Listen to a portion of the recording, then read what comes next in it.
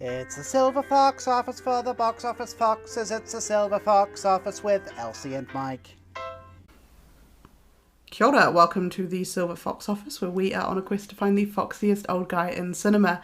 I'm Elsie. And I'm Mike, and it's 2026, And baby. we are back for another year. And we are both fucked. So fucked. We went to sleep. We're still in holiday mode. Both Elsie and I are, and Jared as well, are back on Monday. It is currently Saturday, so we've got a couple of days. So we're still in holiday. We're both in holiday mode, and so we've been going to sleep later. And I had to wake up this morning, and I was going to, for rehearsal. So I was like, okay, I'll wake up at 7:30. And then our smoke alarm starts going off at 5. Fuck off. And I'm very tired. Yeah. And I'm very upset. Yeah. How are you? I'm sick. I'm crook as a dog. I'm coming off the back of a cold. Thanks for that. Thanks, live. You're trying to blame me. I'm like, yeah, it was sick. Mike's fault. Because when I lie down flat, I start coughing. I've been sleeping kind of sat upright like an elderly woman in a period drama. So, Elsie did laugh at one point before, and she did sound like your favourite auntie the night after your parents had a big party. Yeah, I have a very at-risk cough when I laugh, and it sounds very heavy smoker. Yeah, it's very like Patty and Selma from The Simpsons. Oh, yeah. Laugh. So there might be a few cuts in here where you're like, whoa, that kind of sound like they cut something out, and it's probably me hacking my lungs up. I feel like you've got to, if you do that laugh, you've got to keep one in as just so an you example. can hear the laugh. We never know when it's going to appear. It does sound like a bag has been deflated somehow. Yes, it does. I kind of sound like Muttley a wee bit. Yeah. But all the better for it. We're here. I actually wanted to start off with something. Oh, love. And then we can talk about our Christmases and all of that. But I got a bit of feedback sent to me. What? I got a message on Christmas Day. Performance review. On Christmas Day, I received this message from our listener Scarlett. Shout out Scarlett. Shout out Scarlett. So this is what it said. 25th of December at 1:49 p.m. The Grinch cannot have cum gutters. He is too hairy to be encouraging any type of bodily fluid going on or around his torso, and now all I can imagine is him having to get the nail scissors out to snip clumps of his hair off. I had to have that image in my head, so now you do too. I hope you and Jared are having a fantastic Christmas. Right. So first of all, Scarlett, that is verbal assault. I just need you to think before you speak. Hold on. The idea of the nail scissors, the implication that the Grinch now has dags as a result of his cum gutters is heinous. It's vile. It's pretty vile. I also agree that the Grinch can't have cum gutters, but my reasoning is he's got like a pot belly. A pot belly. So there's that muscle, that layer of muscle. It can't really. Yeah. But also, I guess the hair does impact. Wow. Yeah. Reported. That one's going straight to the police. Reported and blocked. Yeah. Scarlett, you're on our list. Wow. That's so great. I'm really glad that was sent on Christmas On as well. Christmas Day, I took a step away from preparing my trifle. So did Scarlett. Scarlett was in the kitchen, up to her elbows in the turkey. She did. I saw her yesterday, and she did add a little bit of context that while she was listening to it, she was rubbing garlic butter or herb butter on a chicken. As you do. So, well, I was at half right. I said up to her elbows in a yeah. turkey. Yeah. She was rubbing the chicken, and then she was like, yeah. Yeah. I need to wash my hands. I need to wash my hands. Specifically, dry them off with the tea towel. Alexa, send a message to Mike. First word, subject line, cum gutters. Anyway. Oh, brilliant. We love it. How was your Christmas? How was your New Year's? Christmas was very fun. It was very nice. Spent the day travelling around town, seeing family and just stopping in, dropping off gifts. And then had a pretty quiet one. And then went over to Carterton for a few days. Nice. Recouped. Read a book. Oh, no, we'll get into that. We will get into that, I guess. Can't ask too soon. Read a book. And, didn't do a hell of a lot. And nice. then stopped in this, on the way back, stopped at this secondhand bookstore in Featherston. Biggest secondhand bookstore I've ever seen. Had an incredible haul. I will later tell you what books I bought from there, because there's one in particular which I nearly lost my shit. Okay. And then, yeah, for the rest of it, I've just kind of been cruising around. Nice. Doing some arts and crafts, watching a bit of TV, watching some movies, playing a lot of The Sims. Great. A lot of The Sims has been consumed. It's been brilliant. It's been exactly what I wanted. And I've been managing to sleep in, because normally a sleep in for me on a weekend is like 7 o'clock, because I wake up every morning at 10 to 6. Yeah. So I've been sleeping until like 8:30. That's lovely. It's massive. That's it's really massive. nice. How about you, Mike? How was your Christmas? Christmas was good. I also have a cough. I don't have a flu, the cold, or anything. I've just got a cough. Maybe this is a sign. Maybe. So yeah, Christmas was really nice. We hosted. We had my family around, which first time we've got to host, because obviously our apartment was too small before, and now we've got space. Standing room only. That's the one. So yeah, I made a trifle, which went Fun. over very well. Nice. Yeah, it was lovely, just very casual. No major fights. Perfect. No one cried. So I'm like, that's a success. That's exactly what you want. Successful Christmas. New Year's went away to fielding with Jared and Cass and Jamie. Shout out, friends. Had a great time. We did shoot a short film, which is very stupid. Just sort of not actually like professional or anything, just for fun to entertain ourselves. Of course. So you're probably not going to be able to find it on any streaming services anytime soon. Gonna have to watch it on Pornhub again. That's the one. Elsie is going to get a copy, upload it to Pornhub. And then I'll send you guys a link. If you get a link from me to Pornhub, it's not spam. Please open it. If you just click it. Just whatever it is. Click it immediately. For legal purposes, do not. For legal purposes, send me $100 in iTunes gift cards. I don't think those exist anymore. No. Showing my age there. Other than that, I've just been fucking around, really, and rehearsing and watching movies. I've done my best to catch up on, like, the 2025 movies, so when we get to our bits, you will... Get to our bits. Woo! Hey! You'll see a theme. Theme and habit. Good God. Theme and habits! Theme and habits! Yeah. That's it. So true. So true. Okay. Hey, Elsie. Yeah? Have you seen any good film? I feel rusty. Okay. It's what, 3 weeks since we... No. It's been a while. It's been a little while. I'm feeling rusty. I mean, it was last year when we last did this. Gracious me.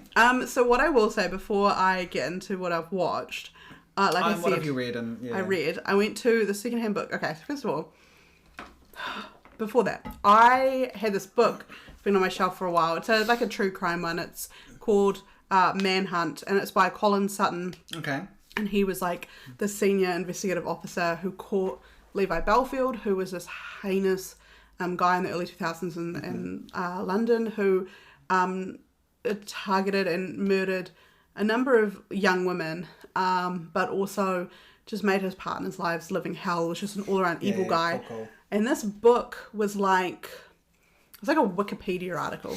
Like the way he talks about it, it's so easy to understand, but it's still exciting. Like you're brought along in the story. He can really like bring you in on it, and like the way he'll like kind of reveal the information, but it's not so detailed that it's like over your head or you're like, okay, get to the next point. Yeah. It's really good. And I read that in like 3 days. It wasn't an awfully big book, but it was really good. And Chugged through, yeah.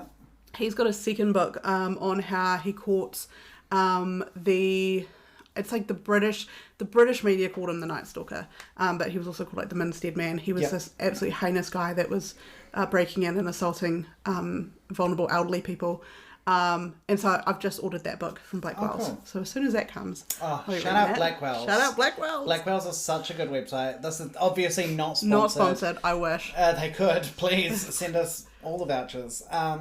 But they are like, there's free shipping, I think free international. Yeah. Most of their books come from England, I think, because that's where they're based. So definitely free shipping to New Zealand, I think to other places as well. And just they've got such a good range with pretty decent prices. I love Blackwell's. It's like, you read the New Zealand dollar price and you're like, on what planet? Yeah. It'll be like $24 and you're like, oh, okay, once you convert it to New Zealand, but like that's a New Zealand dollar price. So brilliant. Yeah. So it's the new book depository for those that used book depository. Rest in peace, book depository. Yeah. My best friends. Yeah. But Blackwell's was there to mend our heart back together. To nurse us back to health. So when I was in Featherston, I stopped at this bookstore. Now, I can't remember what it's called. If I find it, I'll add it in afterwards. But humongous secondhand bookstore. Incredible selection. First thing I get is like a F1 encyclopedia, which was like printed in like 2001. So it's a bit, but like for the history of it, it's quite good. I got a 9/11 book. Of course. What did you get? What was it? It's a BBC book about coverage of like 9/11. Interesting. I got a copy of Gillian Flynn's Sharp Objects. Oh, yes. Which I've been wanting for a while. I got a book called what's it called? Is it like The Coroner or something like that? And just to clarify, these aren't ones that you've read. No, I haven't read them. I've just got them. This one, I think it's called something like The Coroner, but basically it's about a famous Australian coroner who did like the autopsy of like Michael Hutchins and Anish Cobby and a few others. And then I was in the store and I was looking and like books everywhere. Really well organised though. Incredibly well organised. And the categories were incredible. It would be like short stories, but like translated. And then it was like, there was another one. It would be like, historical Western fiction, women's historical Western fiction, like all this stuff. It was so specific. Loved it. So perfect. I was looking around and on the top of the shelves, I saw this book and I was like, what is that? Take it off the shelf. Stephen King's. It's the Buckman books. With Rage. Excellent. Is it hardcover or soft? Hardcover. Excellent. Immediately purchased. Excellent. Immediately purchased because I had been wanting to read them. First of all, I just been wanting a copy of the Long Walk. You can't get that shit in New Zealand. Now, it was $50. Okay. I was expecting it to be something exorbitant. Yeah. It was really cheap. That store, crazy cheap books. It depends on the size of it. So, like, because there are book club editions which are shorter. So after this, I'll show you my hardcover, and you can let me know if it's similar. I can or send bigger. you. Can send you pics. Pics, and you can tell me how big it is. But no, I honestly, if you ever I don't know, if you're ever on the train, you're going over the hill, stop at this bookstore. I reckon that the Mikes of this world would lose their shit. I'll just have to find the name of it. It was so brilliant. Shout out to this specific bookstore. Once again, not sponsored. I'm just looking up Featherston bookstores now. I'll see if I can. Is it called For the Love of Books or something like that? The Dickensian Bookshop? Oh, there's one called For the Love of Books. For the Love of Books, that's it. For the Love of Books. This one? Yes, that's exactly it. For the Love of Books. Shout out For the Love of Books in Featherston in the Wire Wrapper. So brilliant. Incredible selection. And also really cheap. The prices are, it has a sticker on it. And so if it's blue, it's $5 and green is $6. Really reasonably priced. I spent under $100 and I got 5 or 6 books. Nice. If you were getting those brand new, I don't even want to talk about it. Yeah. So yeah, that's my book stuff. What was the book that you read? Because you said you'd read a book. Yeah, that was the one of the Colin Sutton one. Oh, it was a Colin Sutton one. Yeah, I read that one before I touched this bookstore. Right. I read that on the couch of the Airbnb in 4 days. What was it called? Manhunt. Sorry, Manhunt. yes, okay. Yes. Shout out Manhunt. Yeah, no, I'm with you. It's fine. I'll move on to movies, shall I? Thoughts and prayers for us, please, Tim. Yeah, yes, Elsie. Please take some time out to think of us. We're old. We're old and very tired. Okay, so I've watched a few. I'm quite proud of myself. So I watched a movie all the way back on the 14th of December, because that's how long we've been away. Been a while. I watched the movie Rush. It is a movie by, what's his name, Ron Howard, and it's a Formula One movie. It's about Niki Lauda and James Hunt. It's got Daniel Bruhl and Chris Hemsworth in it. Niki Lauda is one of my favourite, classic, legendary Formula One drivers. Okay. And I say it in my review on Letterboxd, but a lot of Formula One drivers are dudes with autism whose special interest is race cars. Sure. And they make some of the best drivers because they just love what they do so much. And Niki Lauda, it was little bit arrogant. A lot of people didn't like him because they thought he was like super intense. But just an incredible dude. And the movie was actually really good. Like, I was surprised. A lot of it was like dramatized, but you got to do it. It's a movie. Yeah. And you said he's one of your favourite. Yeah, so I was going to love it anyway. But no, it is like a genuinely good movie. And I think Hans Zimmer might have done the soundtrack. Oh, okay. If I'm not... oh my God, I've just seen Jamie has it on her want to watch list. Yep. So it must be good. There we go. Must be a good film. I, as somebody who has known to bring this podcast up a level when we've let it get down in the dumps. Anyway, then I watched these actually while I was at work. I just had them open on like my bonus screen at work. I watched Christmas Comes But Once a Year. Christmas comes but once a year, once a year, once a year. That's because I was talking about it. Yes, and I was like, need to go home and watch it. Still holds up. What fun. So good. So creepy. I love it. Professor Grampy is that guy. Love it. Then after that, I watched the other cartoon, which I'd kind of talked about on the podcast, but I think I butchered it. I don't think I got the premise of it correct in any sense of the word. It's called Jack Frost. It's from 1934.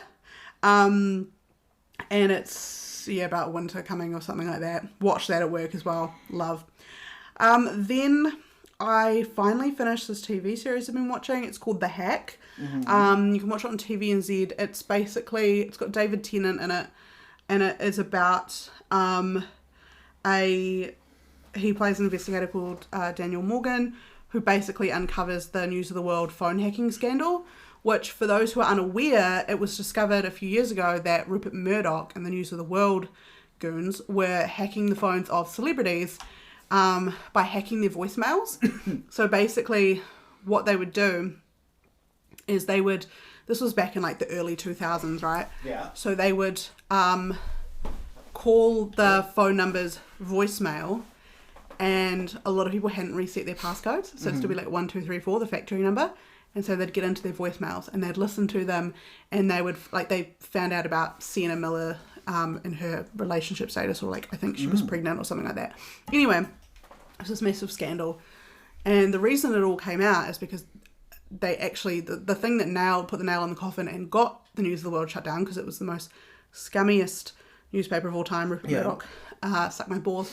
It was found that they had also hacked the voicemails of a murdered teenage girl and deleted some of the voicemails to make space for more, and gave her family hope that she was still alive because they thought she was clearing her voicemails. No. So really great TV series, a little bit quirky, and I found it dragged kind of in the middle, but by the end of it, when all of this comes together, incredible. So I still recommend it. David Tennant, I don't really like that guy. Do you not? No, I don't. I really don't. I find him really funny looking and a bit weird. It's like Alan Rickman all over again. But he's got his politics are really good though. He's stand up chap. Yeah. Like stand up dude. You just don't like him you just don't like what he looks like. No, not overly fussed on him. Do you think he's a good actor though? Oh, I do think he's talented. Okay. I just you just I don't like looking at I wouldn't this man. sleep with him. No. David Tennant, I would sleep with you. I only care about people I'm sexually attracted to. Most people I know would want to sleep with you, David Tennant. Yeah, no, not me. But that's fine. I don't think he's going to lose any sleep. He might now. He's lying in bed like, oh. No, he is a genuinely great dude. Like always on the right side of things. So I will give him his due for that. As he should.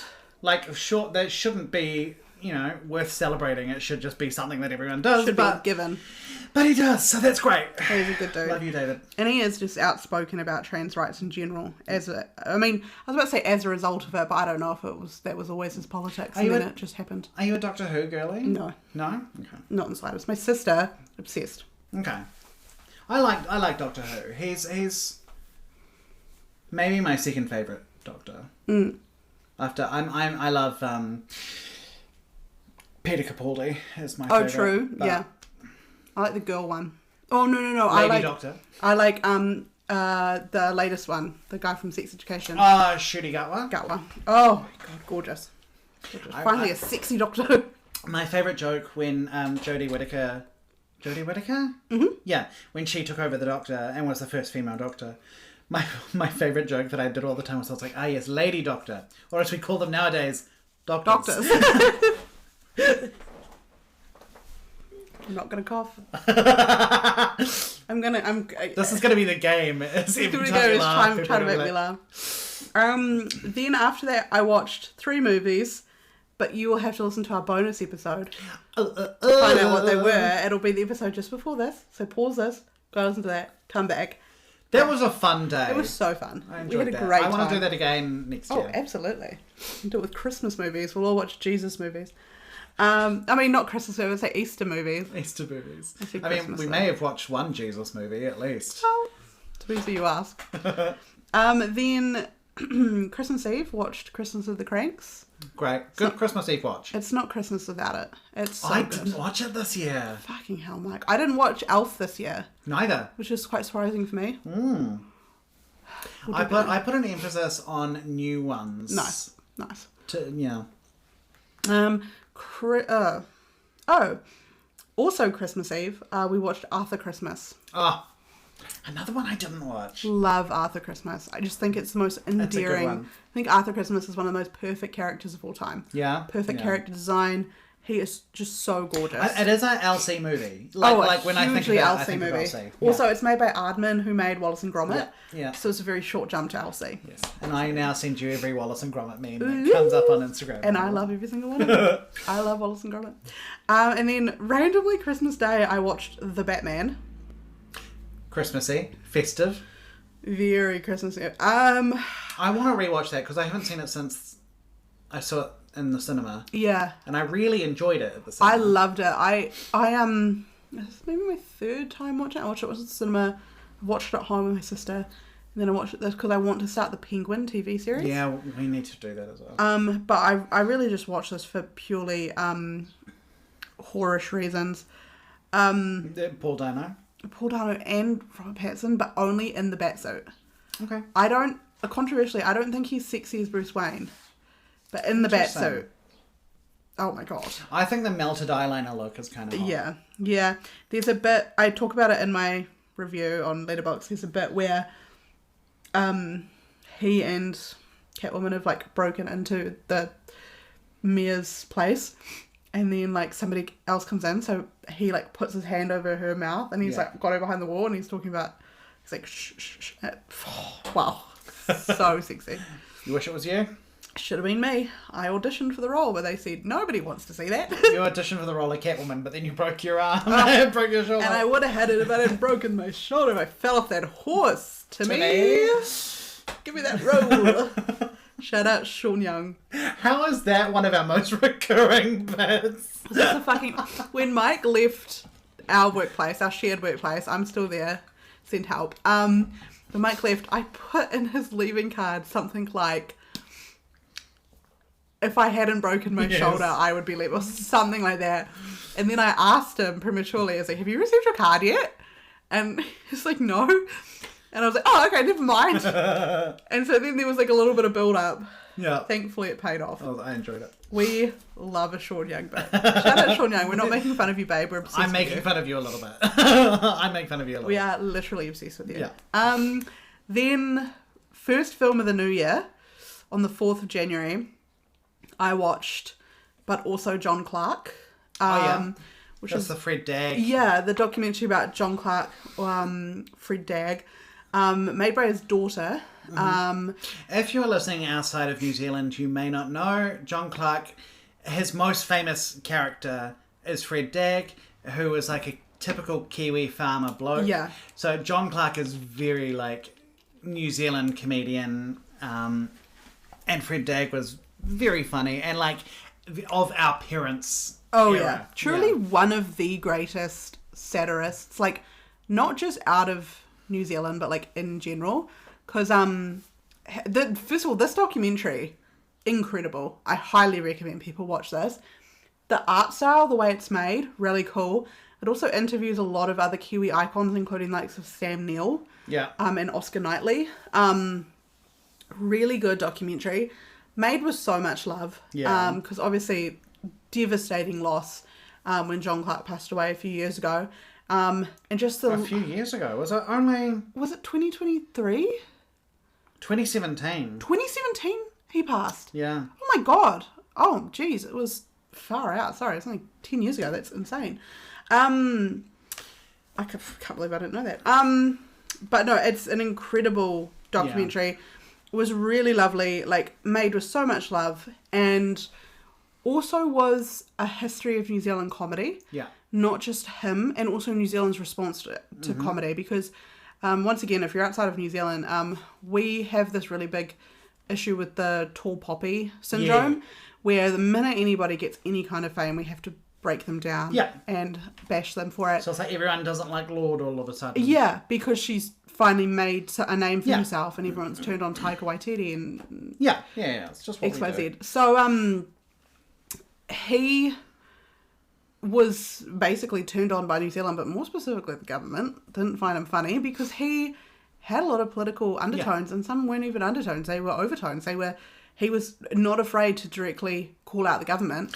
If you don't know who he is and you want to get an idea, go to YouTube and look up John Clark with an E at the end. John Clark, The Front Fell Off. Oh my god, the funniest video of all time. It is very funny. It is very, very good. And that's sort of that's not his most famous Fred Dagg character, but it is very quintessential John Clark. He used to do this series called Clark and Dore, where it was basically, he was being interviewed, and John Clark would play every single political figure. Yeah. Or just figure in general that he was, so he would, turn up and be like, hi, I'm Nelson Mandela, and it's just him. And he would make no attempt to emulate Nelson Mandela in any way. It was just, and he was incredibly funny. And if you want to know him as Fred Dagg, you either got to watch the Country Calendar episode of him as Fred Dagg, or just listen to the Gumboot song.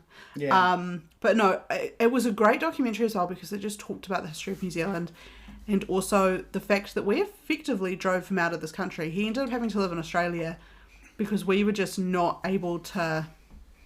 We just couldn't let him live, couldn't let him do what he was doing. So it was a really big shame on our part, and something we should be ashamed of, but great documentary. And I love John Clark, one of the greatest comedians of all time. God rest his soul. And then after that, I read the books the book, about to read the other one by Colin Sutton, Manhunt. I rewatched the miniseries. There's 2 seasons. The first season's about Levi Belfield. Second season's about the Night Stalker, Minced Dead Man. Actually great miniseries. Colin Sutton is played by what's his name? Oh, my godfathers. What is his name? Martin Clunes. All right. He does such a great job in it. The first season is really good. Second season is absolutely devastating, but just really good. And also the first season's like 3 episodes. Second's 4.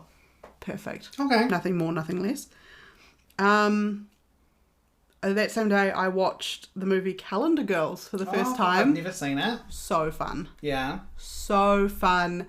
Helen Mirren, Julie Walters, Celia Imrie. Like, if you've watched Call the Midwife, half of the cast of Call the Midwife are there. So good. So fun. And then I went to the movies and I watched the SpongeBob movie, Search for SquarePants. Oh, yeah? Highbrow. Really fun. I enjoyed You love it. SpongeBob? I love SpongeBob so much. Was it what you wanted it to be? I don't like the CGI. Yeah, I don't love this art style. I prefer the old art style. And I'm glad that the episodes still have that art style. I wish that the movies did. I still think for a kids movie it was funny. I'm sure kids absolutely loved it, and I just really like SpongeBob, so I was happy regardless.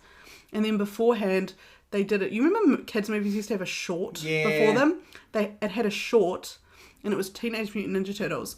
Okay. And it was an anti-AI short. Great. So it was basically about they find out that like there's this AI generated toy which is basically ripping off the Teenage Mutant Ninja Turtles, and they go and fight it because it's like the big bad's like made of AI, and so Donatello works out like it's only as good as its prompt, so they start purposefully doing bad prompts so that the thing can't fight back. It was really good. It was really funny.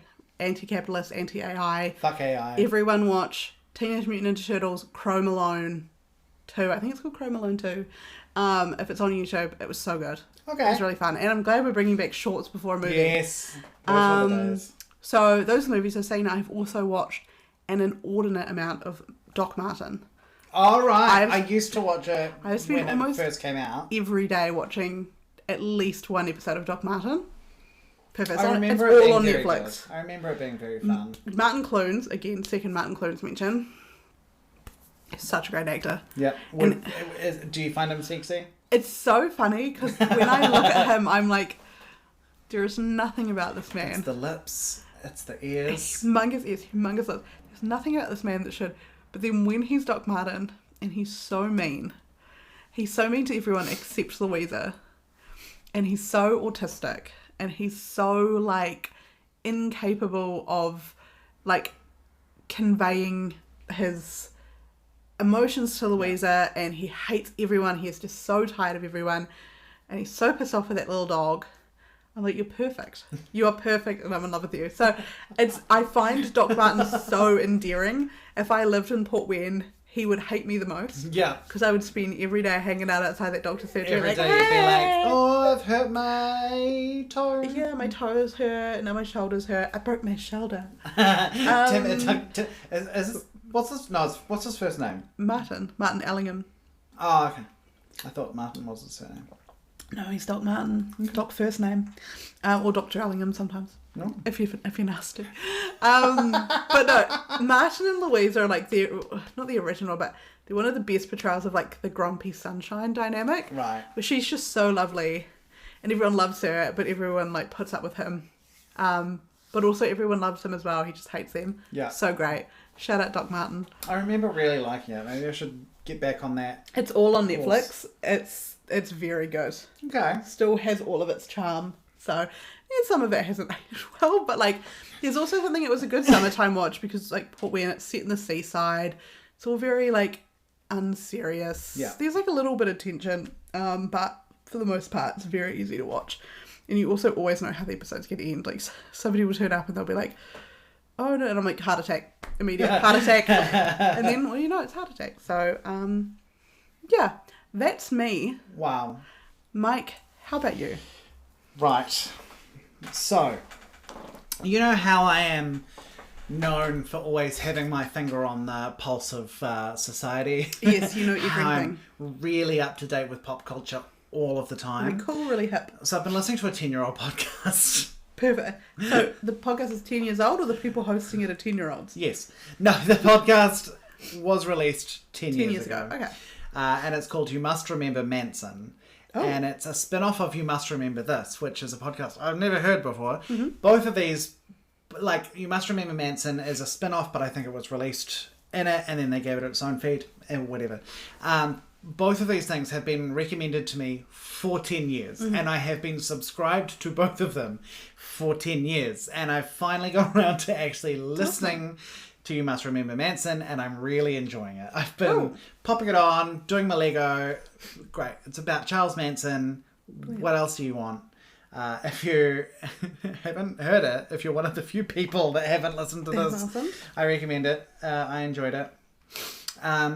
We also, over New Year's, Cass and Jamie kept talking about The Traitors. Oh, yes. And we're like, oh, Jared and I were going, we know we'd like it, we just haven't gotten around to watching it. And then we got home and we're like, let's just pop it on. And we watched the entire Celebrity Traitors. Oh, yeah. In a day. Oh, brilliant. So is that the one with Alan Carr and Celia Imrie? Yes, and Stephen Fry. Hilarious. So good. Like, we didn't shower. We just sat on the couch. Yeah. We didn't really have any proper food. We just had snacks. Yeah. It was love those days. Good. It was a great time. Really enjoyed it.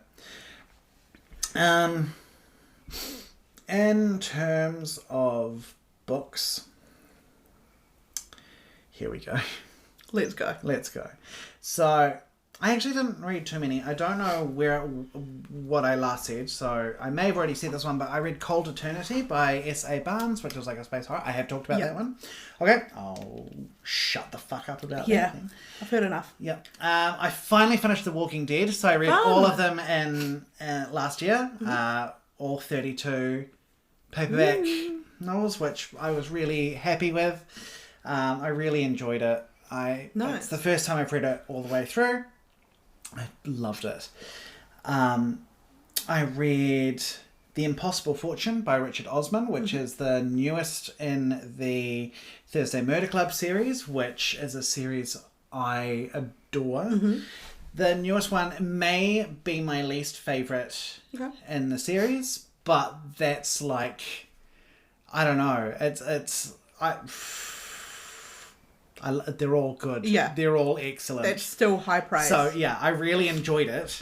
It's my least favourite, but I think the last one was my absolute favourite. So I think it was just like it would be hard to compete. It'd be hard to get up there with the fourth one, because that one was just, I bawled my eyes out. I of course read A Christmas Carol, as I do every year. Now, I was at my record is 116 books. And I was at book 115. So I was like, okay, I need to find a fun... Yes, I need to find a fun, light one. I need to find a fun, light one to read so I can finish that and then read another one very quickly as well. So I need 2 fun, light ones. So I found a book called The Antique Hunter's Guide to Murder, which has pretty good reviews. It's a cozy murder mystery, which we know I love a cozy murder mystery. It sounded so fun. A young woman and her eccentric aunt solve murders in the antiques world. Like 300 pages. I'm like, I can read this in a couple of days. What a piece of dog shit. It took me so long. I hated it. Oh no. I hated it so much. It was the last book. So I've met my goal. I've met my record of 116. I did not surpass it, which was really annoying. That's frustrating. But if I'd picked a different book, I probably would have. So The Antique Hunter's Guide to Murder by C.L. Miller. Don't read it. It's Don't read that stuff. Poorly written. Poorly written. Can't believe they'd do that to you. The eccentric aunt is only eccentric because everyone around her keeps saying how eccentric she is, and she calls everyone darling. That's the only thing. She's just British. Piece of dog shit. That's annoying. So upset. I was so upset.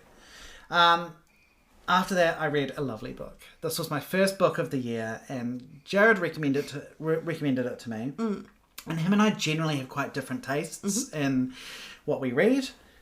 There's some crossover, but generally quite different. So I was a little bit like, I read the blurb of this and Jared suggested it, and I was like, it doesn't really sound like me, but I'll give it a go. We'll give it a crack. And I blitzed through it. It was so lovely. It's called The House in the Cerulean Sea by T.J. Klune. Cute, okay. It is set in an alternative reality or whatever.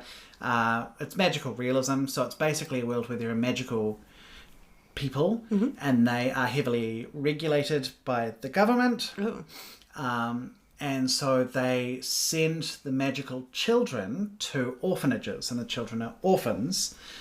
And it is basically from the point of view of an auditor who is going to this orphanage at the request of his superiors to investigate it.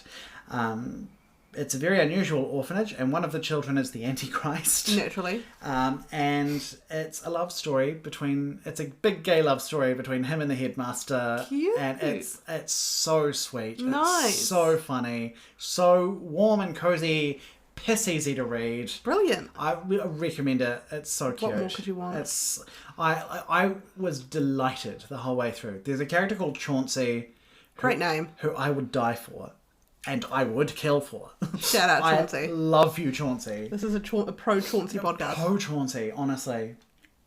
And then today, just like an hour before I saw you, I finished Heroes, Mortals and Monsters, Quests and Adventures by Stephen Fry, which is the second in his Greek mythology series. So the first was Mythos, this is Heroes, and it's about Heracles and Orpheus and Theseus and Perseus and all the Eurydices. Fun. I liked it. Love. I enjoyed it. I liked the first one. I liked this one. The next one is Troy, and then there's the Odyssey, and I'm excited to read both of them at some point. So that's my movies. That's my books, rather. Now I'll talk about movies. Now I'm going to go back to How the Grinch Stole Christmas, because that was one we talked about for our Christmas free-for-all. So I'm going to blitz through the rest of my Christmas movies that I watched. I watched Initiation, Silent Night, Deadly Night Part 4, which is from 1990. Literally. Merry Christmas, Mr. Bean, which apparently you can log on Letterboxd. So and I great. did. The Bishop's Wife from 1947, loved that. The Christmas Carol from 1949, which has Vincent Price narrating it and is terrible in every other aspect. What more could you want? The Man Who Invented Christmas, which is about Dickens writing Christmas Carol. The Shop Around the Corner. A Muppet's Christmas Letters to Santa. Tokyo Godfathers. Miracle on 34th Street from 1947. Rare Exports. The three movies we watched for our little thing. Scrooge from 1951. Die Hard. The Snowman. So those were all my Christmas watches. Well done. So I watched... How many... I watched 36 Christmas films in Jeez. 2025. Well done. So if you are interested, that is on my Letterboxd. I've got lists of all of the different Christmas movies I've watched throughout the years. And then we had, because we hosted Christmas, we had some family staying with us, including my 4-year-old nephew. He's 3.5. He's almost 4. And he is obsessed with dinosaurs. Oh, brilliant. And so we watched We're Back, A Dinosaur Story from the 90s, which is one I grew up with, and it's not a great film. It's a film I have a lot of love for because I saw it at a formative age. Yeah. Not a good film. Do you instill the same thing for him? It was so nice to watch him. I've never seen him sit so still. He was rapt the whole time, clutching his toy dinosaur. It was very sweet. He was obsessed. I love that. That is so sweet. It was lovely. It was very nice. And I'm like, why this film? But, you know. But he's going to have the same thing in years to come. He will be showing the young person in his life this movie and be like, I watched this at a formative age. It's shit, but you're going to love it. It is also, and I know this is not a new experience, but it's so funny watching a 3.5-year-old talk about Brachiosaurus and Procompsognathus and just rolls out these words. I love when a kid just has all the dinosaur names down pat. Like, they just... They know it. That's great. You can say Procompsognathus, but you still call me Undulmidal, so I don't... Well, it would help if your name wasn't Undulmidal. I know. Everyone will call me Undulmidal now. Change your name. The Silver Fox Office with Elsie and Undulmidal. Undulmidal. That would be your name if you were a villain in a Marvel movie, by the way. Undulmidal. Oh no, it's Undulmidal. Quick, Pedro and Pascal, come out here and take your pants off. I downloaded the wrong Fantastic Four.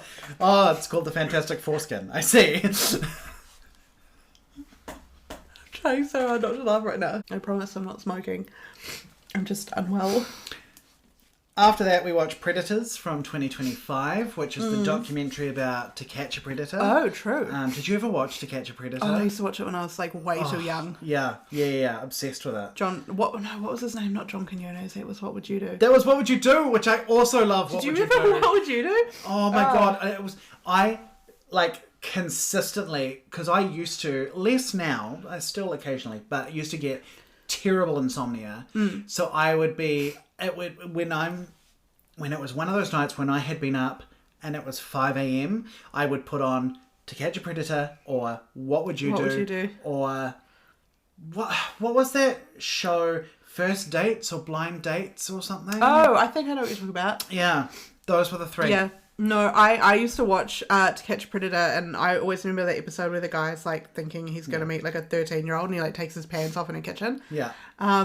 With Chris Hansen. Yeah, Chris Hansen, that's the name. And then What Would You Do as well? I used to watch that all the time. I'm John Quinones. And then you'd be like, oh. I think about that show all the time. Oh, yeah. Sometimes I'll see something, I'll be like, oh no, that person left something behind, and I'll be like, where's John? Literally yesterday we went up to get strawberries from Lewis Farms. Sure. And as we were, like, this car was leaving and I realised the guy had left his punnet of strawberries on the roof of the car. Oh no. We tried to like get him, but unfortunately he ended up on the motorway and the fucking strawberries flew off. And I was like, "Where's John?" What a tragedy! That's a tragedy. But Predators was really good. Yeah. Even if you didn't have an interest in that show, I reckon it's still quite good. Highly recommend it. I think you would like it in particular, Elsie. Put it on my list. And the goal for the past few bits, as I think I said, is to catch up on 2025 movies. We've obviously not managed to get all the ones we missed, but we made it. We got through a decent chunk. So the first one was Superman from 2025. Did you enjoy it? I really liked it. That's so good. And I went in being like, everyone says it's good, so I'm expecting to enjoy it, and it met my expectations. I was like, God, remember when superhero movies were fun? Remember when superhero movies were about enjoyment and the superhero was good and he wasn't like perfect or like gritty or angry. He just did things because it was the right thing to do. Yeah. And even like Superman saves the squirrel. Yeah. Because that's important to him. Oh. I did get sick of the dog. Yeah, I can imagine. I got very sick of the dog, but that's okay. I can imagine. After that, we saw Wicked for Good in the cinema, which was okay. Yeah. It was fine. It's definitely the second act of Wicked. It's the second act of Wicked. Yeah. That's exactly it. After that, I watched Kiss of the Spider-Woman, which yes. I wanted to watch since it was released, because it didn't... There was nowhere in cinema that I could find it. No. So it was good. Mm-hmm. I gave it 3.5, so it wasn't what I wanted it to be, but I enjoyed it. J-Lo is phenomenal. Why hasn't she been doing musicals for her entire career? Well, that's it, because she's not that good at normal movies. So I think she's an okay actress. I think she's been in some dog shit films, but I think she as an actress is okay. I feel like if she did more musicals, maybe I'd feel better about her as an actress. She just seemed like such a natural in it. Really fun. They did this thing where like most of it's set in a prison, but then they have these talk about old school musicals, and it's this big like Technicolor fun, and it's so cool. A lot of people don't like it like that change because it's not true Technicolor. It is like a Netflix version of it, right? So it's not quite right. But I'm like, it's so cool. And then we're up to the 2nd of January, and we had just gotten back from a little trip away, and we were tired. It was hot, so we just put on something. The first movie of the year should be like an important one, but we did not do that. We watched Evil Influencer, the Jodie Hildebrand story. Oh, true. I keep seeing that pop up on Netflix. Which you've probably heard me talk about the Ruby Frank documentary on Disney Plus. It's the same story. The Disney Plus one, so much better. Okay. The Ruby Frank one on Disney Plus, really, I can't remember what it's called. It's something like The Rise and Fall of Ruby Frank. Yeah, it's something like that. Ruby Frankie, I think, is, I don't know. Yeah, watch that one. Don't watch the Jodie Hildebrand story. Jared had not seen the Disney Plus one. This was the only one he had seen, and he was like, I don't quite get what happened. Yeah. And I think I only got a lot of it because he had the prior knowledge. Context. Yeah. And then we watched Thursday Murder Club, the movie based on the book. I gave it 3 stars. It's fine. The book is just so charming and delightful that you're never going to be able to... It's got the Hunger Games effect, right? Yeah. And the cast is great. Like, Helen Mirren, stacked cast. Pierce Brosnan, Ben Kingsley playing my boy Ibrahim. And I love Ibrahim and I love Ben Kingsley. And that was just perfect. And Pierce Brosnan. Great. Like, it was well cast. You can't capture that charm. Then I watched Together, which is Alison Brie... Dave Franco? Yeah, Dave Franco body horror. I liked it. It was good. I thought it was very entertaining. Then Death of a Unicorn. Oh, Jenna Ortega. Yeah, which should have been so much more fun than it was. It's such a fun, silly concept. I saw the trailer for it when I went to see Anora, and I remember immediately putting it on my watch list. Yeah. And then the more I saw the trailer, I was like, actually, I don't want to see this. I was only planning on seeing it because Jenna Ortega's in it. Yeah, no. Excellent concept, squandered. Annoyingly good concept, wasted. And like the last half is quite fun, or the last quarter is quite fun, but there's so much talking, and I'm like, you don't actually need this to be. No. And I found Paul Rudd, who normally I'm like, yeah, you're fine. Found him very unlikable, just very like trying too hard to be funny. Is Will Poulter in it as well? Yes. I love Will Poulter. He's pretty good. Yeah, he's so fit. After that, we watched Drop, which I was actually not that excited about. What's Drop? Drop is about Megan Fahey is on a first date and she starts getting these eardrops being like, kill your date. And she's on this blind date. Done. All right. Okay. Next question. Oh my god, true. Next command. Yeah, I had a lot of fun with that. It was it was a very stressful watch. Okay. I got into it a lot more than I expected to. Put it on the list. It's not high quality cinema at all, but I enjoyed it. And then we watched Don't Die, The Man Who Wants to Live Forever, which is about Brian Johnson. Don't bother. And that's all I'll say.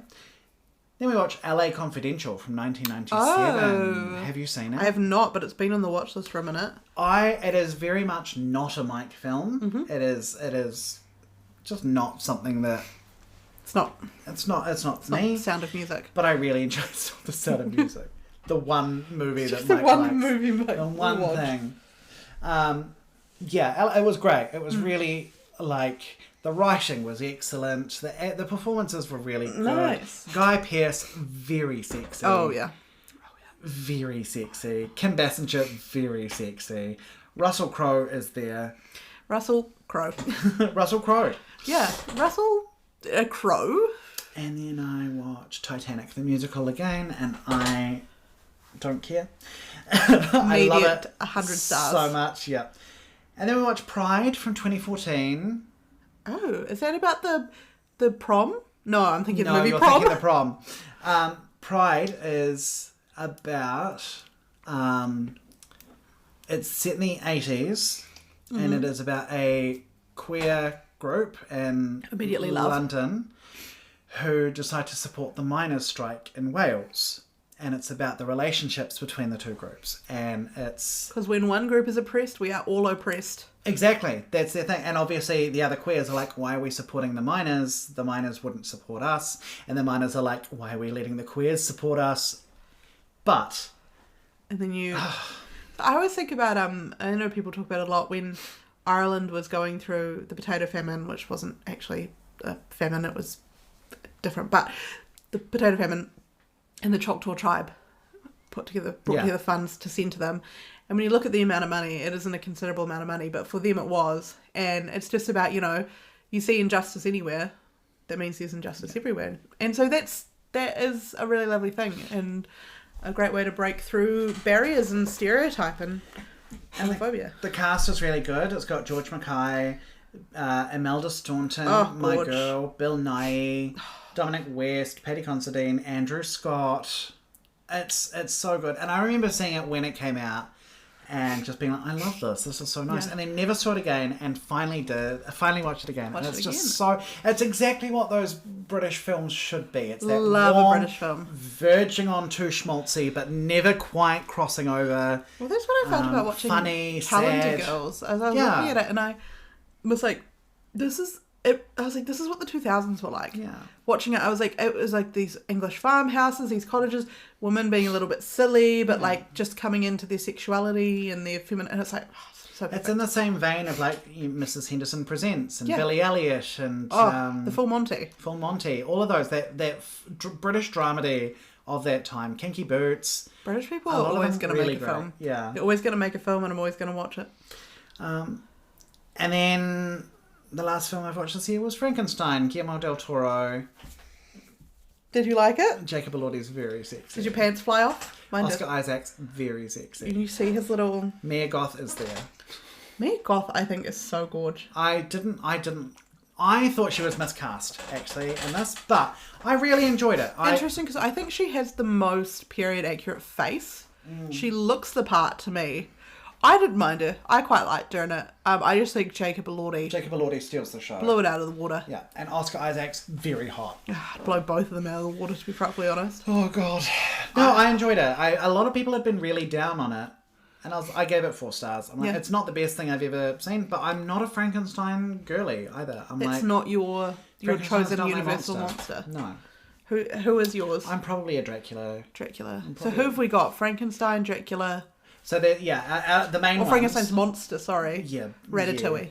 Yeah. It was Ratatouille, Randall Flagg, no, Randall Boggs. Randall Boggs. Randall Flagg is a Stephen King thing. There's Frankenstein, The Bride, Dracula, Invisible Man, Wolfman, The Mummy, Creature from the Black Lagoon. Ooh, okay. I think mine's probably Frankenstein's monster, but the Boris Karloff version. Yeah. Though that's the, yeah. Yeah. And then, because also I loved Herman Munster growing up. Right. I loved the monster. Herman was like my favourite. I found a picture recently. Sorry, we may cut this out. Is it Herman Munster's wiener? It's not Herman Munster, but it's Yvonne De Carlo as Lily.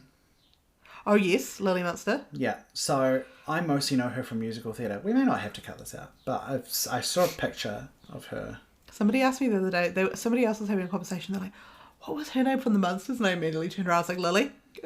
They were like, oh, thank you. And I was like, you can't talk about the Munsters around me, expect me to be normal. So Yvonne De Carlo, who I mostly know from Follies, the musical, which she's great in. It was her birthday the other day, and obviously she's long dead. But God rest her soul. a lot of people started posting this picture. Oh, Jesus. I'm scared. Mike's biting his phone. I can't breathe. Oh, my God.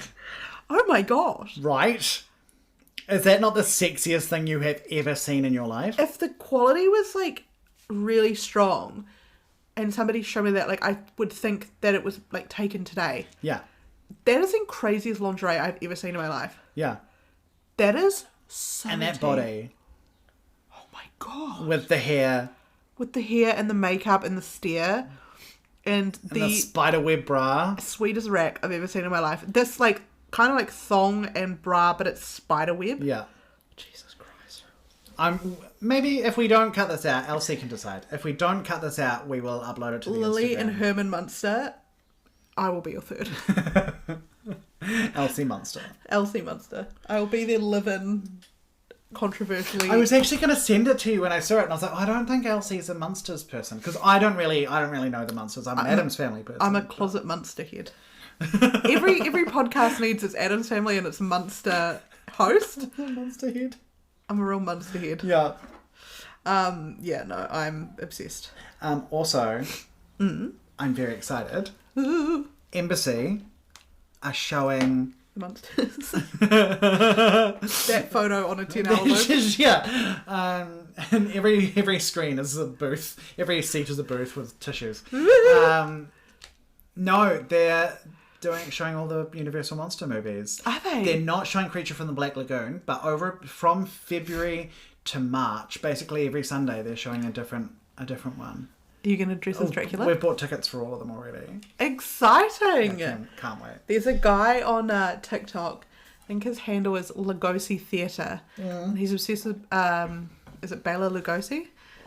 And he is an adult with autism. His special interest is specifically Bela Lugosi's Dracula. And he goes to the Universal theme parks around Halloween night. I think he might do. Every video, he is wearing his... I'm going to find this video. I'm obsessed with this guy. Every video, he wears this Dracula outfit. And he works at, like, an airport, I think. And his, like, headphones that he wears have, like, stickers of Dracula on it. Here's just him in his room. He's so perfect. He's so great. And What's his name? His TikTok name is Lugosi Theatre. I'm not sure what his actual name is. It may not be him, but the videos I've seen is a person who goes to, like, Universal Monster Nights, and he's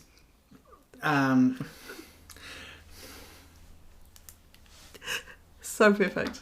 He's non-verbal, I think. Yeah. So he's the person you were showing me looks maybe a little bit more. Yeah. He's I don't know. I don't want to say high functioning because that doesn't sound right. But is that the term? I think they it is use? high functioning. If that's not the term, I'll work please, out what the term please is let me before know. we post I it, but- apologise if it's not.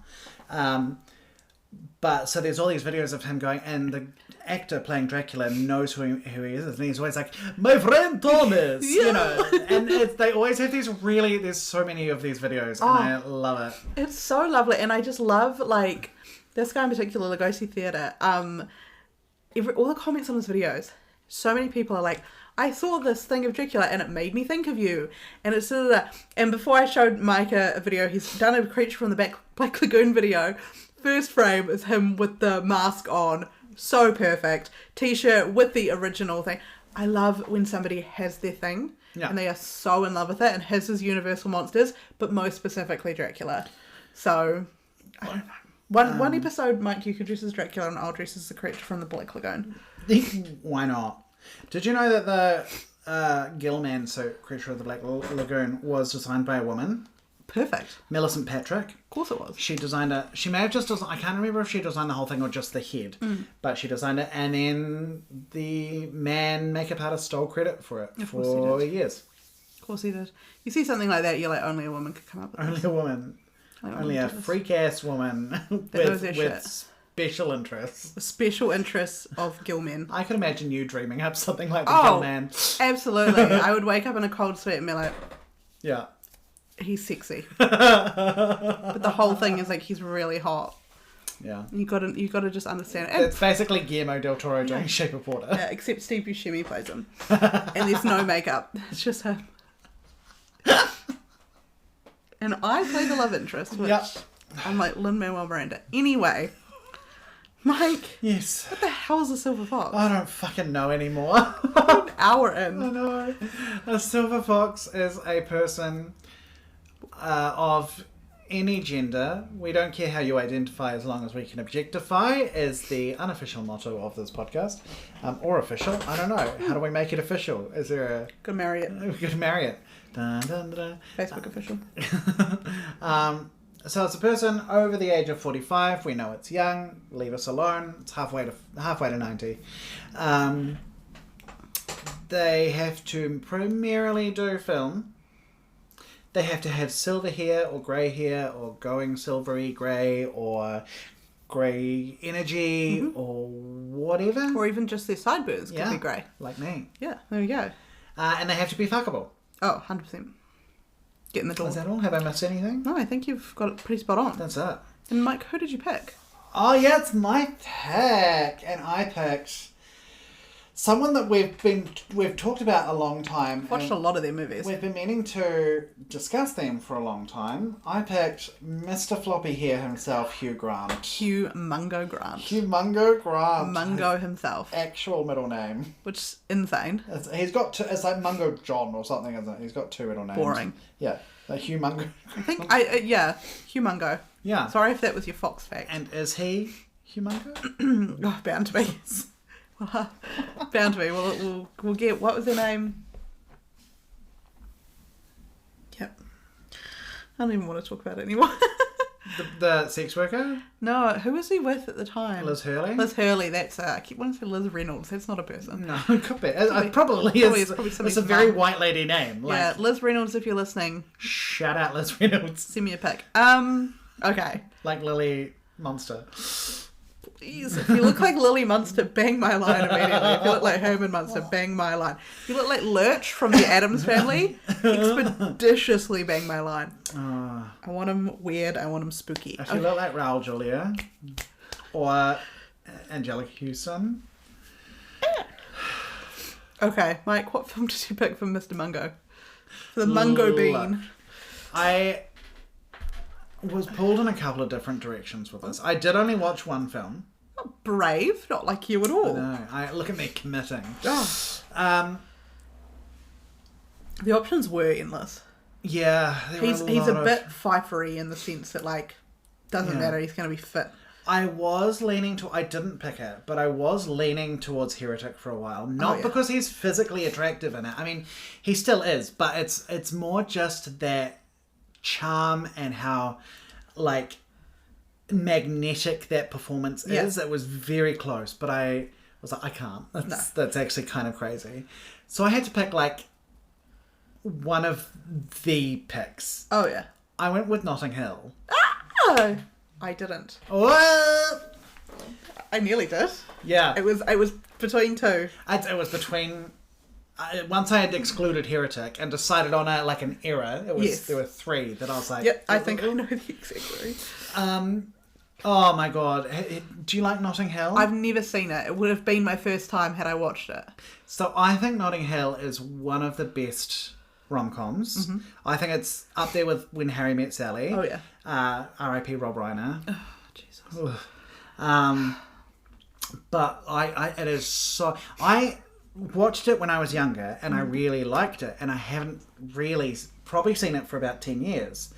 So I was expecting it to be a little bit like ho-hum, but I laughed so much. Yeah. I had such a fun time with it. I'm like, this is It's so gorgeous. You know when you watch a movie and you're like, oh, it's not going to be as good as I remember it, and then it is exactly as good as you remember it, and you're like, oh fuck, there were so many jokes that I'd forgotten. But I think the main reason I picked it is because the chemistry him and Julia Roberts has is incredible. That's a sexy couple. And like it's just sparks are flying off the screen. The way they look at each other and they have these like long silences, and you're just like, oh, they both want to jump each other's bones. He is the king of a naughty little rom-com. Yeah. And he's so perfectly cast every time. It's just indecent. Notting Hill is an incredibly good pick. There is this one moment where he's gotten out of the shower. Oh my god. And he's looking for his glasses. And he's running around in a towel with a wet torso. Looking for his slutty little glasses. He's so fine. Let me tell you. They don't make men like that anymore. There's a scene early on where Dylan Moran has a minor cameo and steals a book from a shop and puts it down his trousers. I would do that to make Hugh get the book out. I'd be like, I'm not getting that. I'd take his car keys, boop, down my pants. Oh, what you gonna do now, Humungo? I'm wearing very wide leg pants, so they immediately drop to the floor. Skid across, and he's like, okay. But honestly, the chemistry between them is indecent. Yeah, and both so gorgeous. And there's this moment where they're in bed and they're like, they've just fucked. Should have been me. And they're top and tailing. Which is what everyone does. But I think it's more just like, it's not that they've slept like that, it's just that so they can both look at each other. Yeah. So, he's like there rubbing her foot, whatever. And she starts being like, breasts, what is it about breasts? They just hang there, they're just bits of meat, your mum has them, what's it about, And he just goes, just let me check. And he gets up and he moves over to her and he lifts up the sheet and he has a look and he's like, yeah, I don't get it either. And it's just, I'm like, that's hot. That's hot. So cheeky. It's hot. It's hot. He was insane. He had a generational run when it comes to flirty, sexy rom-coms. Yeah. Good God. Great pick. What about yourself? Okay. So, it would have been sanctimonious for me to pick Love Actually. I was so sure you were going to pick Love Actually. It would have been my third go at Love Actually, which would have been hilarious, and I very well could have. Because who else? I mean, I know you've done it for, what's his face from Carl. Free For All, yeah. And Liam Neeson. Ah, of course. That's my Liam Neeson pick as well. I could just have wait till we do done like it. Emma Thompson. Done. But I did think, one, I was trying not to pick Love Actually, and then I was like, I think there are sexier films. Now, there are two Hugh Grant films. Hugh Grant, sexy little rom-coms, where he dates an American. Mm-hmm. One is Notting Hill, and the other is my pick, 4 Weddings and a Funeral. Yeah, there we go. Last night... I don't think I've seen 4 Weddings and a Funeral. Oh my god. Okay, so once again, you can give me 3-4 weeks to do this shit, and I will still leave it till the last minute. I watched it last night in bed. We watched it last night as well. No, before. Watched it in my room, in bed, on the iPad. As God intended. I had so much fucking fun. Yeah. Right? So, it is, they attend 4 weddings, there is a funeral. Hugh Grant's love interest played by Andie MacDowell. Yeah. I'm so sorry, she cannot act for shit in this film. But she does have a beautiful daughter. Her daughter is stunning. If they made a remake of it today and her daughter played her role... And still Hugh Grant is... And still Hugh Grant, I'd eat it up. Unfortunately, Andie MacDowell gives an incredibly wooden performance. There's this bit, it's a little bit iconic now for people taking the piss out of it, where she and Hugh Grant are talking in the rain. And he says, like, it's like pissing down with rain. And he says something about like getting out of the rain. And she's like, "Oh, is it still raining? I didn't notice." She has a very wooden performance, but she's so beautiful. So it's kind of like, yeah. It is so fun. Hugh Grant plays this like silly womanizer he is late to all of the weddings. So he's so responsible. He lives with his flatmate Scarlett, who has short red hair, and she gets out of bed and puts sunglasses on. They're like, they live in this like messy flat, and they have this group of friends, and none of them are married. And it was so fun. It was such a good British rom-com. I laughed a lot. I cried because there is a bit where one of the characters dies, and it is revealed that he and another of his friends had been live-in boyfriends. Okay. And at his funeral, his partner, after revealing that they were in love, reads W.H. Auden's Funeral Blues. I've seen a clip of that. I sobbed. Because first of all, I was already sad about the thing. I didn't realise he was going to read Funeral Blues by W.H. Auden. Now, I've been at funerals where straight people have read that for their partner who has passed. Hearing it from a gay man as it was intended by W.H. Auden. Oh my god. I literally, as soon as he was like, in the words of W.H. Auden, I literally started going, no, oh god, no. Cue tears. It was so corny. Not that bit was beautiful. Rest of the film, so corny, so cheesy, so raunchy, so misbehaved. It doesn't condone, but it condones cheating. Sure. As one does. The thing you have to understand is Hugh Grant. Yeah, end of sentence. Hugh Grant. The thing you have to understand is Hugh Grant. He is at his floppiest hair. He has the little, like, round frame glasses. Yeah. He spends most of it in a suit. Yeah. But there is this bit where he wears this inexplicably straight outfit. Like, it's this paisley button-up shirt with sleeves rolled up and, like, shorts and then like a boat shoe. Inexplicable, sure. But so sexy. He is just so fit. Yeah. Like, I was watching it and I was like, yeah, this is the one. Like, there's actually no... Sorry, your phone just lit up. I just wanted to make sure it wasn't a call. No, it's Trade Me. Oh. What did you buy? But I didn't. It's I get notifications about houses. Oh, sure. Being like, there's a house in the area. I'm like, okay. Tell somebody with money. I'm going to move in on your streets, Mike. Yay! You're going to be neighbours. Silver Fox Ave. Silver Fox Avenue. He's so sexy. I highly recommend. I think you would like Four Weddings and a Funeral. Mm-hmm. I think you'd be annoyed at Andie MacDowell. But once you get past that, it is quite fun. It is impossible to stay, like, indifferent when watching that movie. It is so funny. And I could not get over Hugh Grant in it.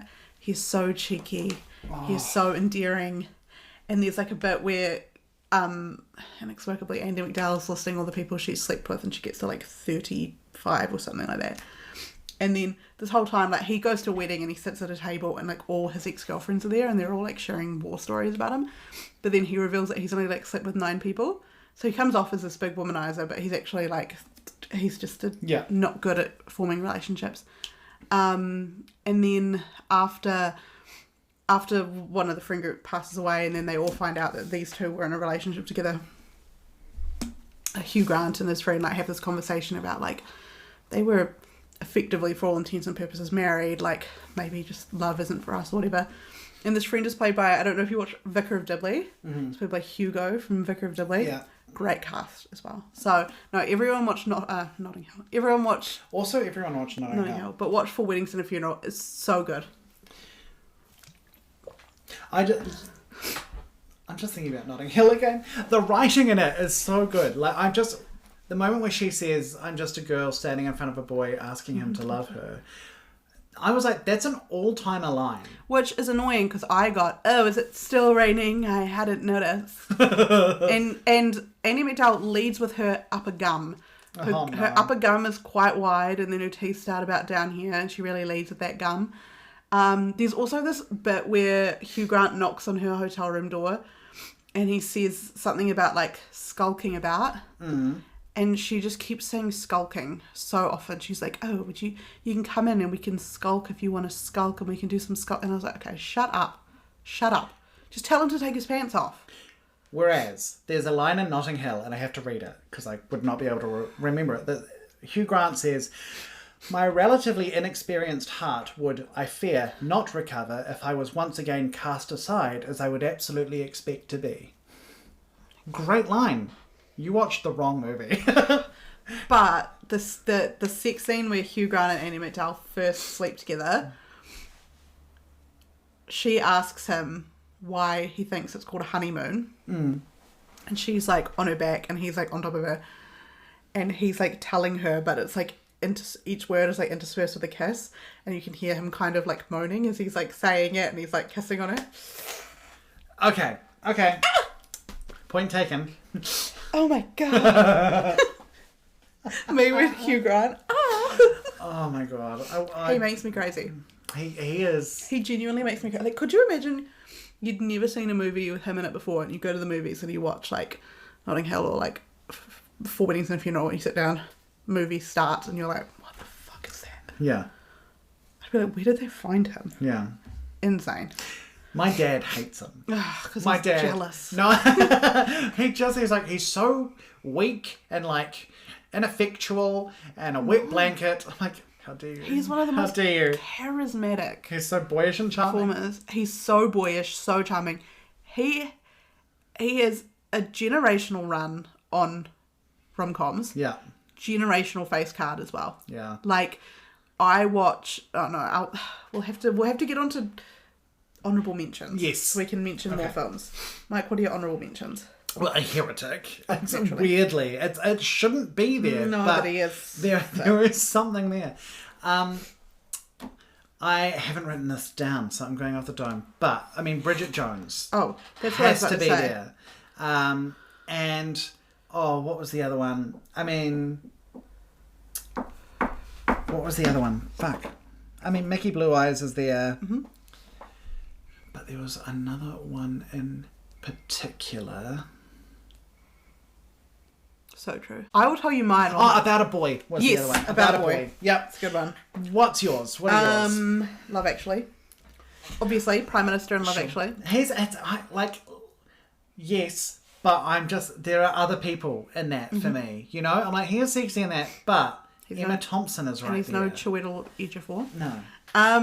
My other one was Notting Hill. Yes.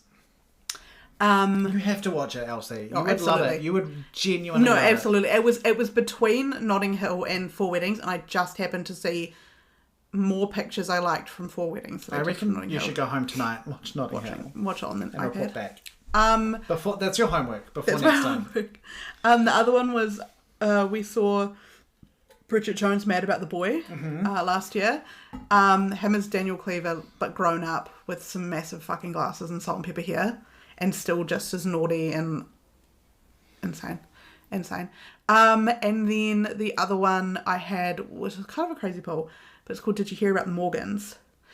Yes, this is the one with him and Sarah Jessica Parker, and they have no chemistry, right? Yes. Yeah. And they play a couple that are on the verge of divorce, but then they witness a shooting and get put in witness protection, and they have to go to witness protection in like this bumfuck nowhere in the south of America, like Texas South, not like Argentina.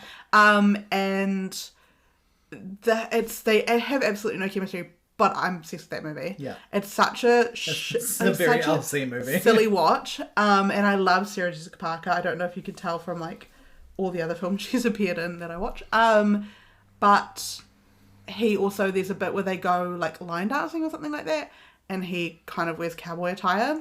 Ooh. Pants off. Ooh, yeah. Yeah. Ooh. So yeah, did you hear about the Morgans? Also, because he's like not grey yet, but he's like getting to that. Yeah. Whereas like Daniel Cleaver, grey hair. Oh, fuck. Yeah. Okay, so time for Fox Facts. Now, I actually have... Sorry, go on. Fox Facts is where if we have facts about our fox, we can just spout them off the top of the dome. But if we don't, we then go to the IMDb page and we get the most dog shit facts you have ever heard. So I actually have one that's not actually about Hugh Grant. Love immediately. It's about me. I'm going to talk about me for a minute here. Yeah, we'd expect nothing less. When I was like 12 or 13, I started writing a short story or whatever. Perfect. And I wrote this thing and I was like, this is so good. This is really good. I might publish this. This is excellent. I cannot believe how good this is. And I went away for a week. And then I came back and read it. And I'm like, I wrote Notting Hill. I just fucking wrote Notting Hill. And I'd only seen it like a week beforehand. And I'm like, why am I a plagiarist? Nobody's doing it like I am. Nobody would know. I'm not going to publish it. I've decided. This is like the week before a Halle Berry episode where I found the hard drive to my computer I had when I was maybe 11. Yes. And I saw when I wanted to start a magazine. And the front cover of it, one of the headlines was just Halle Berry deals with intruders, which, sure. That's an all-time Silver Fox Office historic moment. pull. Yeah. I will say one of my Hugh Grant films off the top of the dome, his first ever feature film, he was billed as Hughie Grant. Hughie Grant. Obviously, the main fact off the dome is that he did have a spot of controversy when he hired a sex worker, Divine Brown. He was found in the car with Divine Brown on, it was like Hollywood Boulevard. He was in a very high profile relationship with Liz Hurley at the time. Yeah. And he was caught receiving oral sex Yeah. from Divine Brown.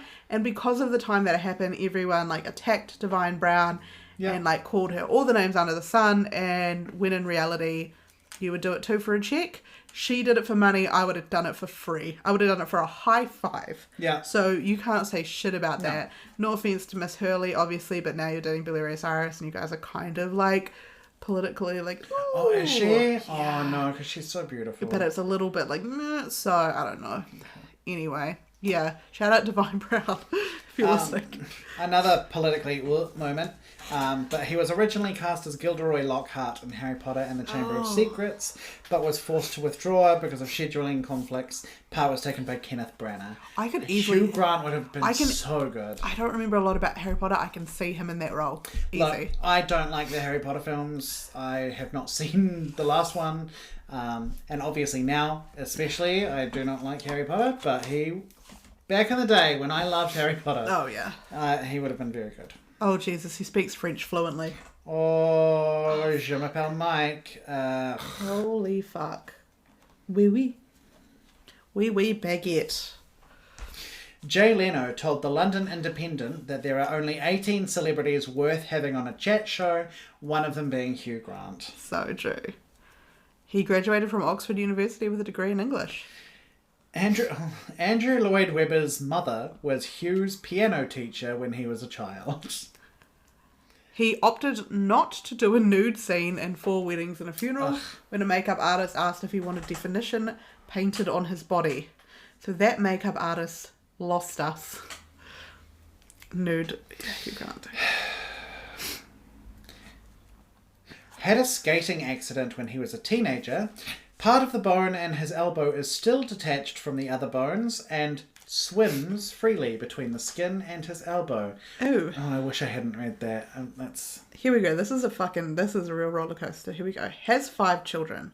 3 daughters and 2 sons. A daughter, Tabitha, or in Chinese, Jing Qi, September 2011, and son Felix, December 2012, with Tinglin Hong, and 2 daughters, December 2015 and March 2018, and a son, September 2012, with his now wife, Swedish TV producer Anna Eberstein. The births of his first 3 children intersect due to the fleeting nature of his contact with the 2 before he married. Oh, God. Fleeting nature. I would let him fleet all over my nature, I'll tell you that for free. He became a father for the first time at age 51. Fair enough. Played Emma Thompson's love interest in Sense and Sensibility and her brother in Love Actually. So true. On the set of Mickey Blue Eyes, James Caan gave Hugh the name of Whippy because Caan said Is it James Caan? It is sure. Caan, isn't it? Caan, yeah. Because Caan said he worried about everything, like the little whippet dogs that get nervous and you got to put a sweater on them when they're cold. Cute. That's cute. Oh, there's another Another one off the top of my head is he hates backpacks. Really? He hates backpacks. So there's a enough. really good interview of him talking about, he's like, oh, this is all the list of things I hate. Because he's famously like a curmudgeon. He's a grumpy man. And yeah, backpacks is one of the things he particularly hates. Love. I'm sure if you Google Hugh Grant backpack, you'll see. Yeah, love that.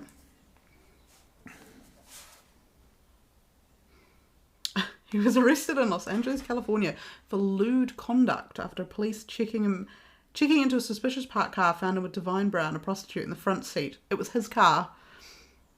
Literally. Is a descendant of the younger sister of Henry VIII, Tudor, King of England, Lord and King of Ireland, Defender of the Faith, Head of the Church of England, Head of the Church of Wales, Head of the Church of Ireland. I don't know why it gave the full fucking title. Yeah, we know. And that this fact misspelt Defender as well. Love. So featured in the 1996 paperback mugshots that included other celebrities who have been arrested for one reason or another. Oh. One or the other. I think his headshot's a bit sexy as well. It's actually quite good. Yeah. It's quite good. Oh, he is a second cousin once removed of Thomas Brodie Sangster, who played Sam in Love Actually. Here's a fact for the straight boys. Long-time loyal fan of Fulham Football Club. There you go. Yeah. He advocated for tactical voting at the 2019 general election to keep the Conservative Party out and stop Brexit. Oh, love you. He used to play in a cricket team called Captain Scott. This one just says, of Clan Grant. Oh. Okay.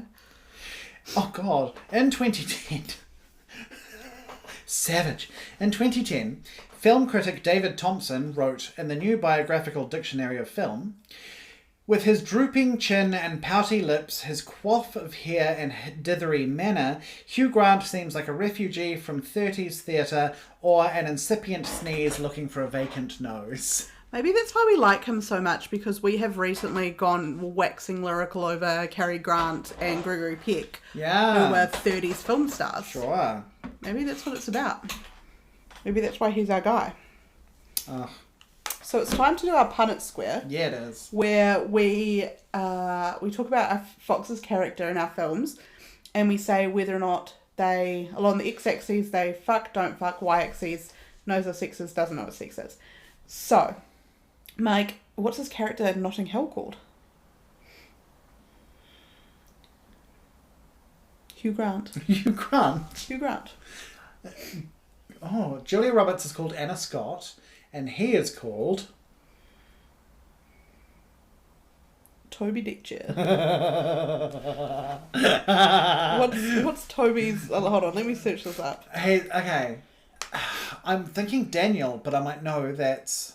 No, it's another British male name. Yeah. There's a prince. British prince. Andrew? No, younger. I love how I could just tell you, but I love guessing games. There's two princes. Yeah. One's the spear. Is he a James? No. One's a spear prince, and the other's called... He's the next in line to the throne. Harry? No. The other one. William. Yes. William!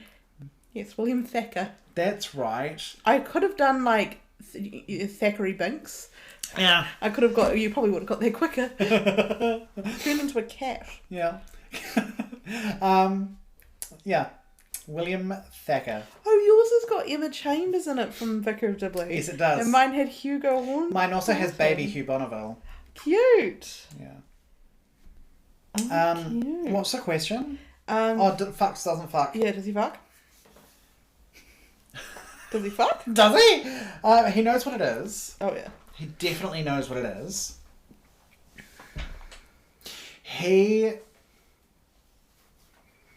So the whole thing is he's divorced. So he had a wife, and it's sort of implied that maybe Julia Roberts is like his first kind of romantic interest since then. Mm-hmm.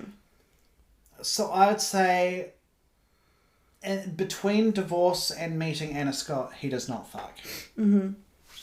Yeah. Yeah. But obviously, once him and Anna start fucking, Can't stop. they start fucking. Yeah. I think he has fucked in the past. He is, at the start of the film, celibate.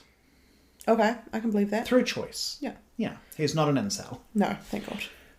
What about... Charles. Charles. Charles, no surname. Oh yeah, knows what it is, and he's fucking. It sounds like it from your description. Only 9 times though, but like there is the scene. Well, no, 9 different people. It's 9 not different necessarily people. 9 times. 9 different people. Could be doing it morning, noon, and night with those. Could be 9 people. 89 times. There is a scene where he's at this wedding and he's at the dinner table, and he's got all his girlfriends sat around him, and they're all like talking about how awful he was. Well, not like how awful he was, but like he would always make fun of the other girlfriend. I was like, Jesus, this guy's a cock. But he's so sexy. And the way he's like freaking on Andy McDowell, I was like, yeah. Oh. Yeah, you know. So yeah, knows what it is, morning, noon, and night. So, what are you rating it on Letterboxd? And what is your Letterboxd username? Bela Lugosi. Are you in the room? Lugosi Theatre. Tuning in. What am I rating it? So, my Letterboxd and my Instagram are the same thing. You can find me at One Hat Madder. That's ONEHATMADDER. So as I've said previously heaps of times, when I joined Letterboxd, I imported all of my IMDb ratings. Mm-hmm. So some of them were not necessarily after watching the film; they were sort of retrospective. So I'd given Notting Hill 3.5, okay. And I saw before we watched it, I saw it and I was like, "Oh, that's too low. Why did I give it 3.5?" So now I'm sitting here and I'm like, it's a 4 or a 4.5. Ooh. It's like, I love it. Oh my god! I think it's probably going to be a 4. Mm-hmm. I feel like you're going to have to see what I rate it. Mm-hmm. It's going to be a 4 or a 4.5, but I'm pretty sure it's going to be a 4. I love the surprise. Yeah. What about you? What's your letterbox and what are you rating for weddings in a funeral? So my letterbox is Dixie Enormous 69, DIXIENORMOUS 69. Dixie Enormous 1 through 6-8 were taken. Yep. I'm gonna give it 4 stars. Yeah. I know a lot of people will probably be hypercritical of it because of Andy McDowell's performance. I think a lot of people get like blindsided or like distracted by how beautiful she is. How beautiful she is and how bad of a performance she gives. But to me, I loved the silliness of it. I loved the setting. It felt very late 90s or mid 90s British. It felt very saucy, and all of the friend group was so lovely. And then I would have given it 4 stars alone for the W.H. Auden poem. That scene, that funeral was so devo. So yeah, 4 stars for 4 weddings. Nice. Okay. Oh my god, we are up to... It's not what it says on our run sheet. Oh, I missed it. I went straight to Letterboxd. Oh my god. I've ruined everything. We're going to have to start recording again. Oh well. Elsie. Yes. We are now up to, accidentally or not, the most exciting part of the podcast. I've been waiting 3 weeks to hear who your next fox is going to be. Have you got someone in mind? Or are you still picking? No, I do. You sound so sad. You're like, I do. It sounds like how you would sound if you're going to pick Johnny Depp. You're like, I'm so upset. I think we've said it before. We are never picking that man. No, we're not. Never. Fuck that guy. For sure. Holy shit.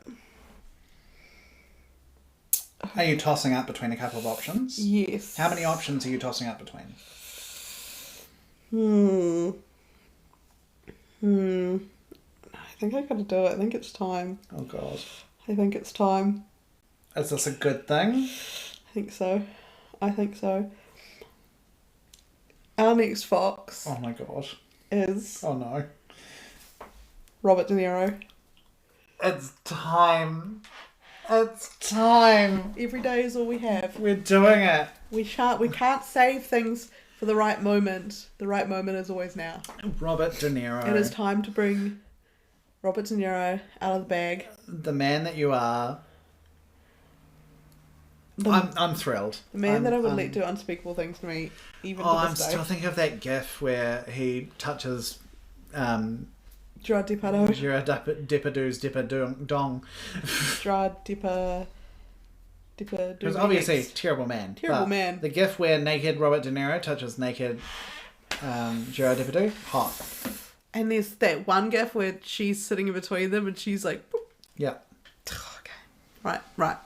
Mm-hmm. Incredible shout. Obviously, been on our list for a long time. Wait till next episode when you find out that my movie is just that gif on a 10-hour loop of Hide Out the Roxy. What if it's you pick fucking Stardust? Is that the one where he's the gay pirate? I'm gonna have to pick Stardust now, isn't it? So yeah, there we go. Oh my god, incredible! What a great shout. Thank you. If you have thoughts on Robert De Niro that you'd like us to share, if you have thoughts on whether or not The Grinch has cum gutters, if you want to be a guest star, if you just have thoughts or feelings, or you want to tell us how lovely we are, you can get in contact with us. We've got an Instagram at the Silver Fox Office. We often post, if we show each other photos in the middle of this, we'll often post it. Silly little bits. I don't think we can post the GIF. No, we cannot. You'll have to Google that yourself. But we post little bits and pieces and do funny little things sometimes.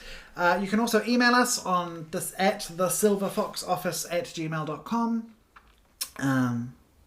Yeah, that's us. Shout out to the guy who hasn't even been mentioned once. Yes, he oh no, has he been. is. I did. I said He was. that he would play the Shape of Water character. Yeah, he would play Gillman. Gillman, my man with many gills. Yeah. How's your Bashimi pillow going? Very good. Have you had comments on it yet? No, but I have got people coming around next weekend. Can't wait. So what I'm going to do in the meantime is I'm going to bring up Hugh Grant's Buscemi number. Yes. And then immediately lock my phone so we can guess together. Mike, what do you think Steve Buscemi, what do you think Hugh Grant's Steve Buscemi number is going to be? Interesting.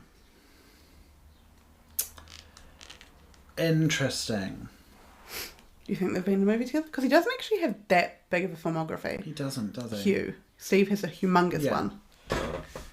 And his filmography is quite big as well.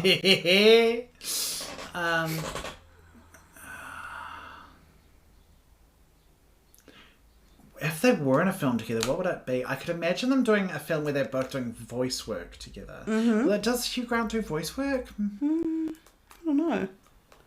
And Hugh Grant does do a lot of British. Yeah.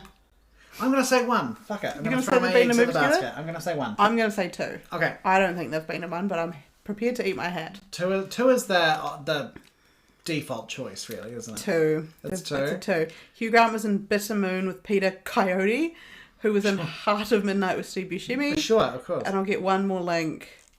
Hugh Grant was in The Dawning with Gene Simmons, who was in Final Fantasy: The Spirits Within with Steve Buscemi. Classic films. Well, there you go. Classic films. There we are. I've got 2 things that I want to promote. Please promote them. So, as I said, I'm in rehearsals at the moment for a little fringe show that I'm doing with Jamie and Cass and a few other people. And I am so excited for this particular show. It is a queer version of a whole bunch of different movies. It's just so stupid. It's such a stupid, funny, silly little play. It's really fun to do. I'm really having a blast with it. So the dates are from the 17th to the 21st of February. It's part of the Fringe Festival. It is the first Fringe Festival I've done since 2014 or 2015. It is also the first show I'm ever doing at Bats Theatre, which I've always wanted to perform at Bats Theatre. And also one of the nights is going to be on my birthday on the 19th of February. So there are lots of reasons to come and see. It's running from the 17th to the 21st. If you look up Once Upon a Time in Homewood, that'll be it. That's the one. You have to come. I have tickets. Yeah. I will be there. We're also doing a fundraiser beforehand where we're at Lighthouse Cinema on Cuba Street, which is a screening of Wuthering Heights, the new Emerald Fennell one. It's the queerest film that's out at the moment. So we're doing a screening of that Thursday, 12th of February. For more information about that, look it up on Facebook. The event title is Wuthering Heights Screening Homewood Fringe Fundraiser. So come along will also be at. Which Elsie will also be there. More for Wuthering Heights than anything else. More because I hope I see Jacob Elordi's thingy. Yeah, and Elsie's like, I'll go to this. Is it for Mike? Is it for Jacob Elordi? As long as I see someone's thingy. As long as there's thingy, Yeah. I'll be there. Yeah. But no, I'm very excited to be supporting the group in this, and I'm so excited to see Once Upon a Time in Homewood. Me and the girls have tickets. We will be there. I think we're going to get dinner beforehand. We're going to make a really big night of it. So I encourage you to do the same. Get your friends together. Come and support local theatre. It's I feel like it's going to be a really fun friend night out. Oh, yeah. Just go expecting silliness and gags and goofs. Have some fun. Yeah. Beautiful. Yay. There you go. First episode back. Yeah, wow. First episode of 2026. We've done it. An hour 40 in. Not bad. It's not terrible. It's not our worst. Could be worse. As your mum says, we do go on a bit. Yeah. Well, do go on a bit, don't you? Well, it's kind of the point of podcast. We've also got a little treat coming out in the next little while, so keep an eye on your feed. Keep your eyes peeled. We won't let it get past you. Yeah. Alrighty. Bye. Bye.